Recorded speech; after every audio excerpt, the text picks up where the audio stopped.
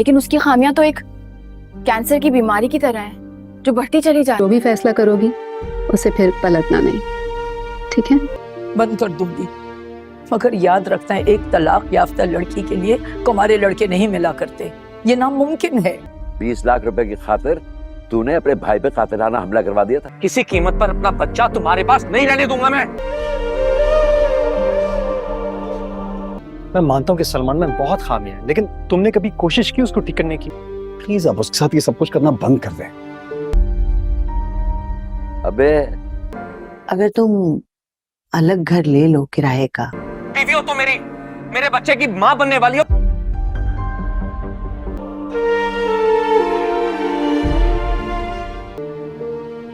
ठीक है, ये आप क्यों सोच रही हैं? हाँ, एक बार नहीं कई बार कोशिश की उसकी खामियां सुधारने की। अच्छी तरह जानता हूँ कितना सफाक आदमी है। गुजारा कर पाओगे? नाजरीन, ड्रामा सीरियल मुझे कबूल नहीं बहुत ज़्यादा इंटरेस्टिंग होने वाला है।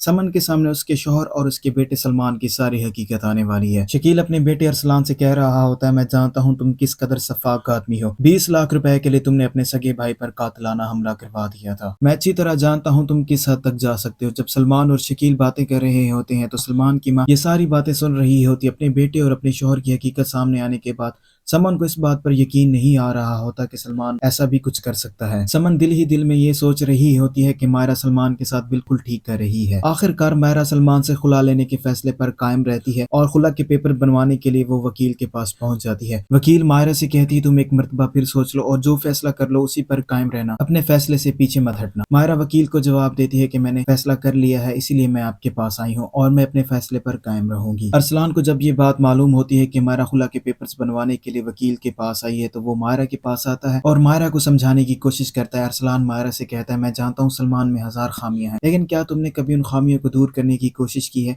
मायरा अरसलान को जवाब देती है कि मर्तबा नहीं, मैंने 1000 मर्तबा कोशिश की है, लेकिन सलमान की खामियां एक कैंसर के मर्ज की तरह हैं जो रोज बरोज बढ़ती जा रही है। तुम तो मुझसे बेहतर जानते हो सलमान तुम्हारा भाई है और वो किस किस्म का इंसान है। वो मुझे भी नुकसान पहुंचा सकता है और मेरे होने वाले बच्चे को भी नुकसान पहुंचा सकता है। सलमान मायरा को फोन करता है और उसे ब्लैकमेल करने की कोशिश करता है। सलमान मायरा से कहता है, मैं तुम्हें ऐसा कभी भी नहीं करने दूंगा। तुम मेरी बीवी हो, मेरे होने वाले बच्चे की माँ हो। मेरी एक बात हमेशा याद रखना, मैं अपना बच्चा कभी भी तुम्हारे पास नहीं रहने दूंगा। आतिर की माँ का बिहेवियर अपनी बेटी सजिया के साथ बिल्कुल भी ठीक नहीं होता।